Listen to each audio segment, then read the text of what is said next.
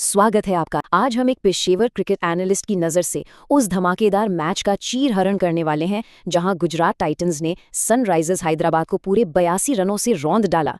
ये सिर्फ एक आम जीत नहीं थी यार, ये विरोधी टीम को पूरी तरह से बैकफुट पर धकेलने वाली एक शानदार बॉलिंग मास्टरक्लास थी। तो चलिए सीधे इसके अंदर गोता लगाते हैं। तो आज के हमारे मेन पॉइंट्स क्या हैं?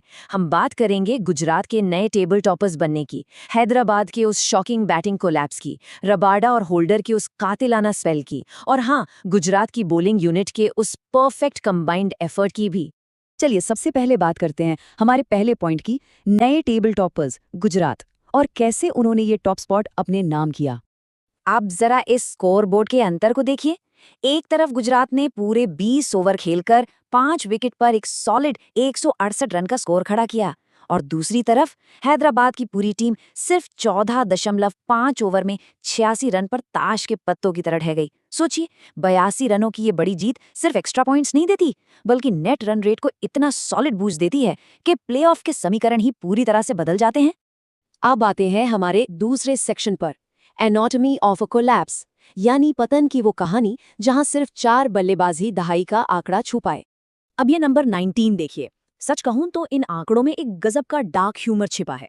86 रन पर सिमटने वाली टीम का टॉप स्कोरर कोई स्पेशलिस्ट बैटर नहीं था, वो थे उनके कप्तान और प्रमुख तेज गेंदबाज पैट कमिंस, जिन्होंने 9 गेंदों में 19 रन बनाए। सीरियसली, जब किसी टी20 मैच में आपका एक lower order player top scorer बन जाए ना, तो समझ लीजिए कि बैटिंग लाइनअप में कुछ बहुत ही भारी गड़बड़ है।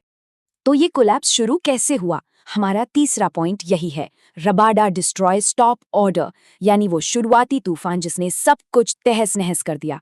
जरा इस टाइमलाइन पर नजर डालिए। कगिसो रबाडा ने पिच से मिल रहे उस एक्स्ट्रा बाउंस और सीम मूवमेंट का क्या गजब इस्तेमाल किया। हिट द डेक बॉलिंग करते हुए उन्होंने 9:43 पर अभिषेक शर्मा को सिर्फ 6 रन पर चलता किया। फिर 9:52 पर ईशान किशन 11 रन बनाकर आउट हुए, और 10:04 पर समारन रविचंद्रन भी 9 रन पर पवेलियन लौट गए। इस तेज गति और पिच के डबल पेस ने बल्लेबाजों को सेट होने का कोई मौका नहीं दिया।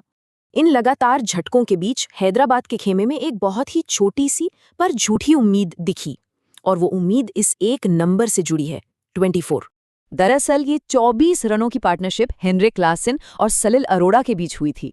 यकीन मानिए, इस पूरी निराशाजनक पारी की ये सबसे बड़ी साझेदारी थी। इस छोटे से स्टैंड ने टीम को 9 ओवर के बाद 4 विकेट पर 54 रन तक पहुंचाकर पल भर के लिए संभाला जरूर था। एक पल को लगा कि शायद, बस शायद, ये दोनों पारी को वापस ट्रैक पर ले आएंगे, लेकिन ऐसा हुआ नहीं। और यहीं से शुरू होता है हमारा चौथा section, holders middle order demolition, जिसने टीम की पूरी रीढ़ ही तोड़ दी। तो हुआ ये कि सबसे पहले प्रसिद्ध कृष्णा ने 16 रन पर खेल रहे सलील को आउट करके इस पार्टनरशिप को तोड़ा, और उसके बाद जेसन होल्डर ने कमान संभाली। होल्डर ने अपनी हाइट का जो फायदा उठाया और पिच से जो वेरिएबल बाउंस निकाला, वो लिटरली अनप्लेएबल था। उन्होंने एक एक करके क्लासन को 14 पर, नीतीश रेड्डी को 2 पर और शिवांग कुमार को सिर्फ 4 रन पर आउट कर दिया।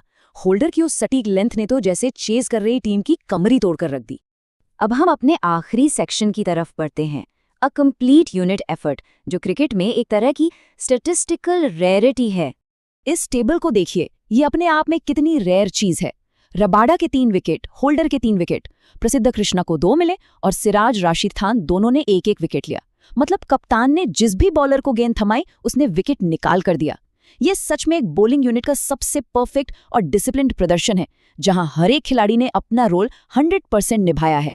तो इस पूरे एक्सप्लेनर को कंक्लूड करते हुए दिमाग में एक बहुत बड़ा सवाल आता है, जिस तरह से इस बॉलिंग अटैक ने पिच का फायदा उठाकर हैदराबाद को महज 86 रनों पर समेट दिया और टॉप स्पॉट पर कब्जा जमाया, क्या गुजरात टाइटंस की ये बॉलिंग यूनिट आईपीएल 2026 के टाइटल की अनडिस्प्यूटेड फेवरेट बन गई है?